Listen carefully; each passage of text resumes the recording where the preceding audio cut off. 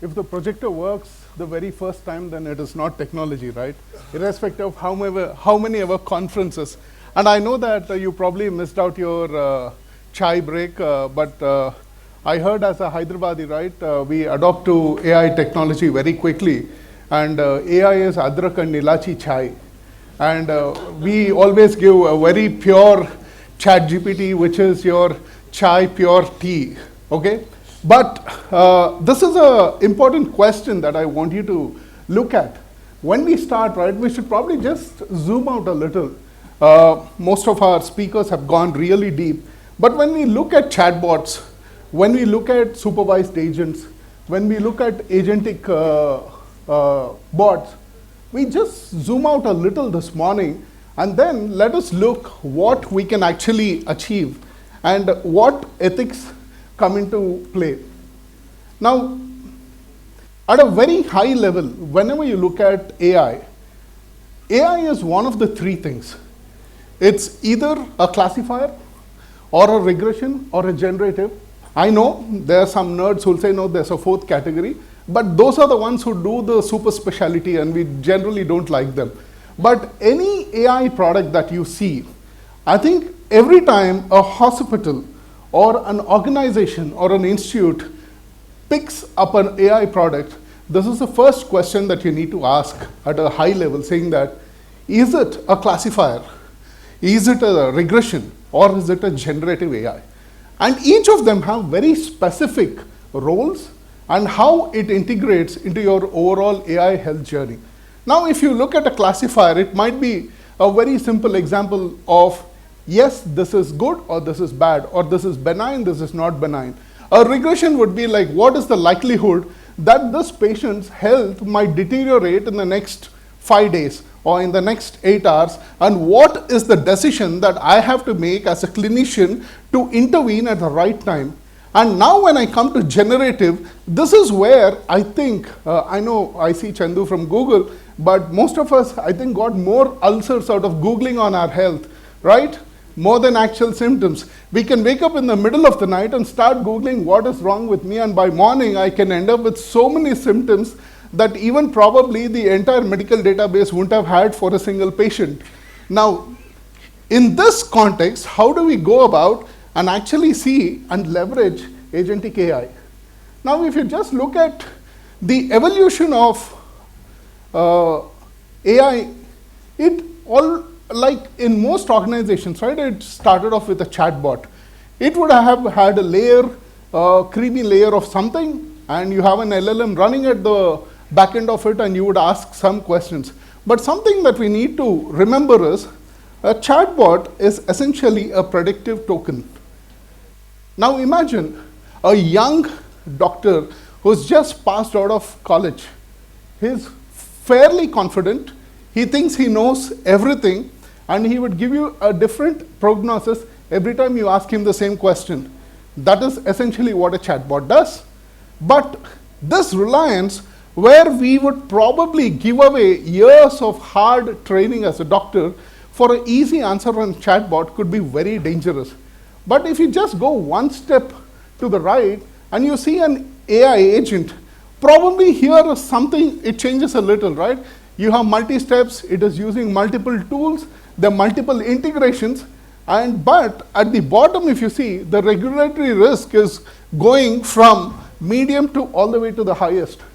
But in this world, now, in this age, we are speaking about agentic AI. But when you speak about agentic AI, you're speaking about multiple agents who are doing different parts of the work, and we'll very quickly see a quick demo on how we can see it all the way from triage till where doctor is in the loop and he would make a decision on it, but the regulatory risk is the highest. Now, when I see regulatory risk as the highest, the fundamental question that is being asked is, who is liable? There are many doctors here, right? And you would have spent probably sometimes the 24-hour shift or 36-hour shift and thinking about a symptom which you would have probably seen about a patient 20 years ago or 15 years ago, and probably had a conference call on a Sunday evening with your colleague and said, I see a patient whose symptoms mirror something which was 10 or 15 years ago, and what is your opinion upon it? And this fine distinction is what makes the difference between bringing a clinician into AI along with it. Now, there are multiple models of how this doctor and AI can integrate. But just before that, let's see how we can build our trust on this entire agentic AI force. Right at the bottom always is the data trust. Now, data, unfortunately, is the biggest challenge, greatest strength, and the greatest weakness of every model. And this is a question we have to ask always. What is the data set on which my AI model has been trained on?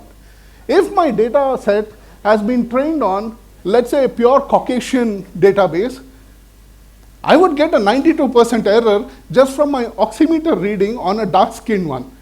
Now, if my entire AI model and agentic flow is going to be based on this, my trust layer at data is very weak. Once I go there, I go to the model.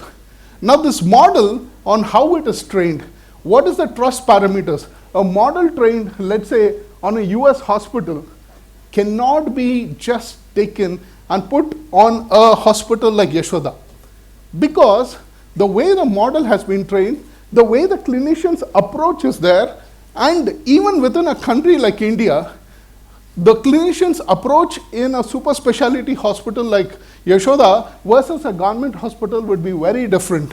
And now if you go to output, now this output is generative, or is it supervised, or is it conditioned, or is it a doctor in the loop, on the loop, or out of the loop?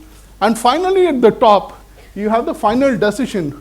Who makes the decision? Would the technology make the decision, or would the doctor make the decision?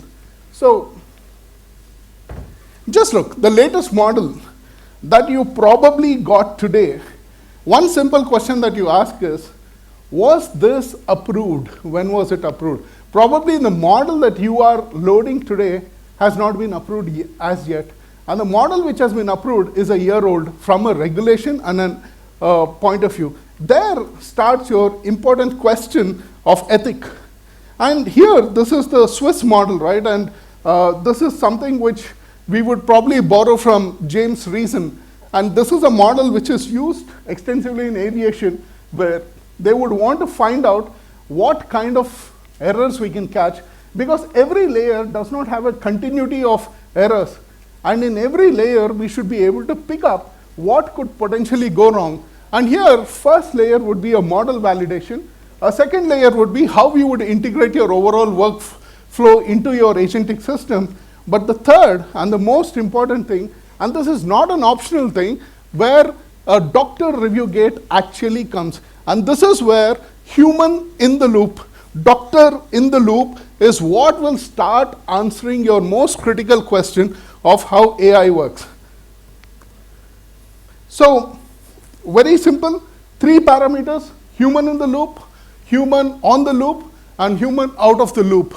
And we all know that for different kinds, we need to understand. So when you are looking at your AI journey, when you're looking at your agentic flow, the first question which we were asking was who was liable, what kind of model and data trust we have.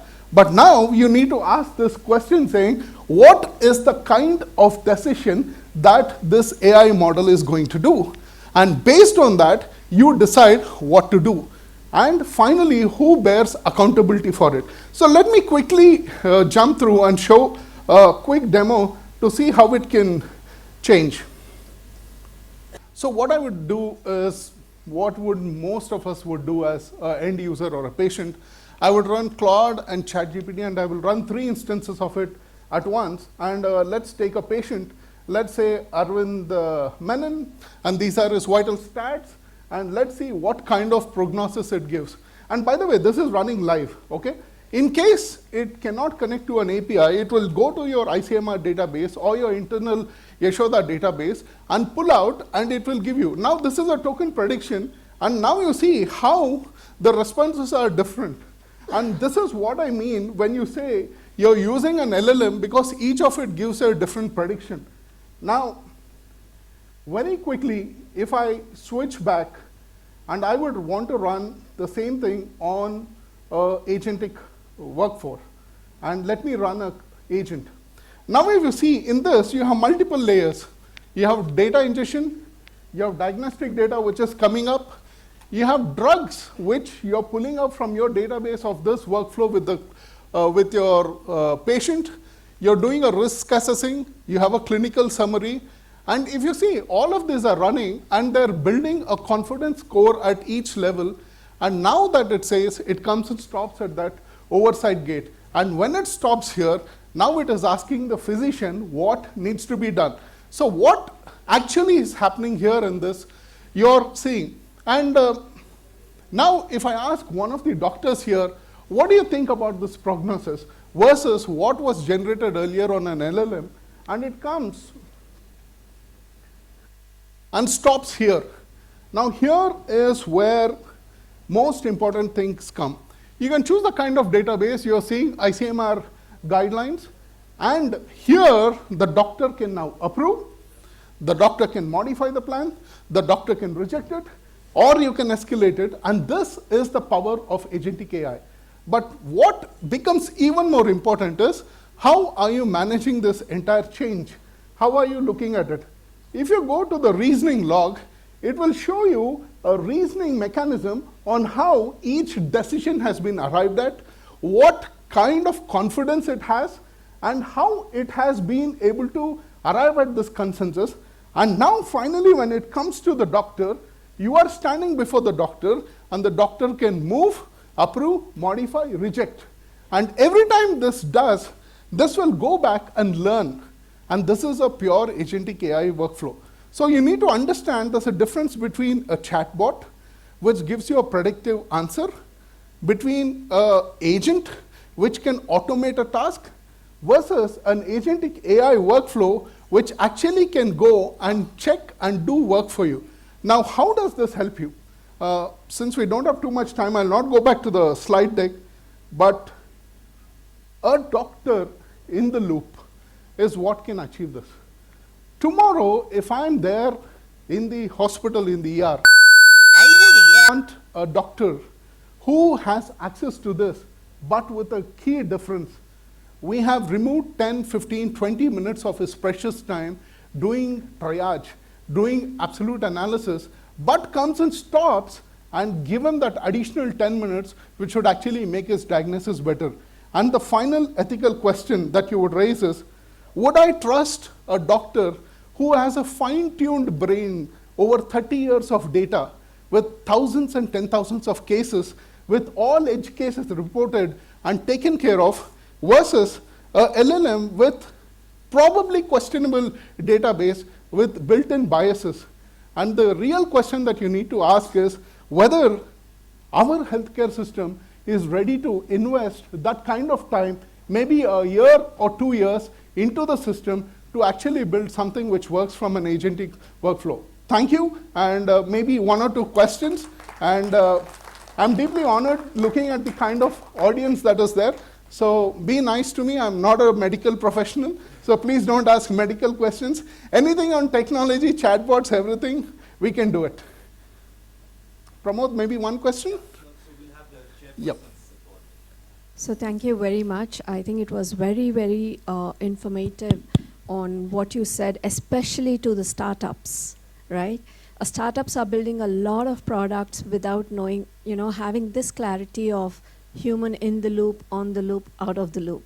So a lot of products are being built in those lines where human is not in the loop, and it's being promoted to many of the hospitals that your work is half done. Correct. Which is not right when you also talked in terms of investment, where healthcare investments, where hospital investments are going to go in. So it gives a lot of clarity on what you said. And what would be your one advice to the startups? So I would probably extend the extra advice to both the startup and the doctor community. To the startup, compliance is not a feature that you add post-production. Compliance is the design of the product. So most startups think, let's build the workflow, let's figure it out, and when compliance comes, let's do something. That is not how you look at healthcare. To the doctors, when you look at a pretty good, beautiful dashboard, ask a simple question. Is this generative? Is this a bot? Or is it agentic flow? Can I see the entire log of how decisions are made? And can I have transparency into how the decision is being arrived? That way, tomorrow, if somebody comes and gives you a nice, good dashboard, he's just giving you an Excel sheet with a layer of beautiful colors. For that, you don't need AI. You can run a just simple macro, and that will together work in harmony. So the next time a new vendor comes, doctors, ask this question, and most probably you will stop them right at the gate, and the value that you would generate for your investment will be definitely 100%. I hope that answers. Yes, sir. Yeah, that was a very good presentation, Dr. Moses. Thank you. Today we had a very good learning from three people. One, Dr. Nagarjuna told, even after doctor failed, machine captured. Correct. So the chick first or egg first issue, when Dr. Kola said, the machines are unduly, repeatedly alarming when the situation was not to be done. So that is, again, a doctor's control should be there. And you came with the system that both chick and egg ought to be the same place, at the same way, and it's a wonderful learning. And today we can say that AI, when it was introduced first, they said that it was, if it is not in the proper hands and properly supervised, controlled, or regulated, it could be like a loaded gun in a drunken monkey's hand. Absolutely. They said in those days. But it is today, after 10 years, we are seeing a wonderful way it is, the system is evolving, emerging, and becoming a very effective tool. And I fully agree with Dr. Kola said that today, one cannot replace the other, but a doctor equipped with AI will try to slowly replace the other one who doesn't have. That is one thing. What Wonderful. is amazing and surprising is only healthcare industry is pushing for completely autonomous decision systems. Aviation does not push for completely autonomous decision systems. If there is a storm, the pilot will still take control, though it is capable to completely land a Boeing by itself. But I don't know what about healthcare. They are pushing, saying that let's take the doctor out of it and let the intelligence do it. At least I would not want to be there. And like our esteemed faculty had earlier said, doctor in the loop and a doctor with AI will be a very powerful entity, not this or that. So in fact, my last slide was that which I could not show. Is it AI or doctor? It is doctor plus AI. Thank you.